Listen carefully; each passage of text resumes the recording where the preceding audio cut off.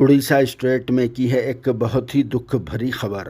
सुनने के बाद यकीनन बेचारे भक्तों व अंधे भक्तों की नींद उड़ जाएगी और फिर क्या क्या की जल भी जाएगी। मगर क्या करें, इस खबर को पेश भी करना बहुत ज़रूरी समझा जा रहा है। इसीलिए इस अफसोसनाक खबर को बहुत ही सैड मूड में आप सबकी जानकारी और फिर आप सबको खुश होने के लिए पेश किया जा रहा है। हालांकि इस खबर को सुनने के बाद तो इन भक्तों व अंधे भक्तों को बहुत ही भयानक झटका भी लगेगा। वो इसलिए कि भक्तों की पार्टी बीजेपी से वाबस्ता उड़ीसा के फॉर्मर चीफ मिनिस्टर गिरिधर गामंग, इनके बेटे शिशिर गामंग और दूसरे बीजेपी लीडर्स ने तेलंगाना स्टेट के चीफ मिनिस्टर केसीआर की लीडरशिप में चल रही टीआरएस से बनी बीआरएस पार्टी में अब शामिल हो गए,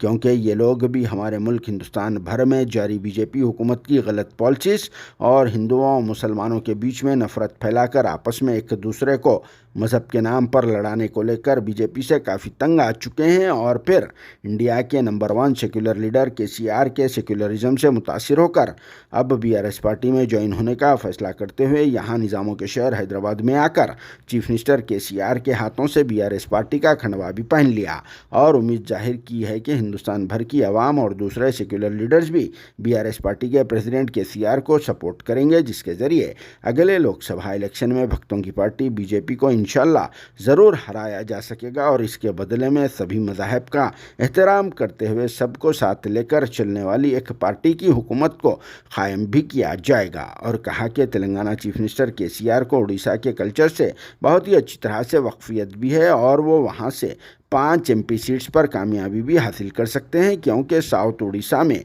ज़्यादातर तेलुगु भाषा का ही इस्तेमाल किया जाता है। इस मौके पर फॉर्मर एमपी हेमा गामंग के अलावा भक्तों की पार्टी बीजेपी से वाबस्ता युवा मोर्चा के जनरल सेक्रेटरी शौर्या गामंग और दूसरे बड़े बड़े लीडर्स भी मौजूद थे, जिन्होंने भी बीजेपी से आखिरी बेजार होकर बीआरएस पार्टी में शामिल होकर अब सुकून की सांस ले रहे हैं। हालांकि बीजेपी में रुपयों और फिर ओहदों का लालच देकर लीडर्स को खरीदने में महारत रखने वाले बड़े बड़े लीडर्स भी मौजूद है, मगर केसीआर साहब ने तो बिना पैसे दिए इन लीडर्स को अपनी पार्टी बीआरएस में ज्वाइन करवा लिया है। जिस पर क्या कहना है आप सबका कमेंट बॉक्स में ज़रूर जवाब देना।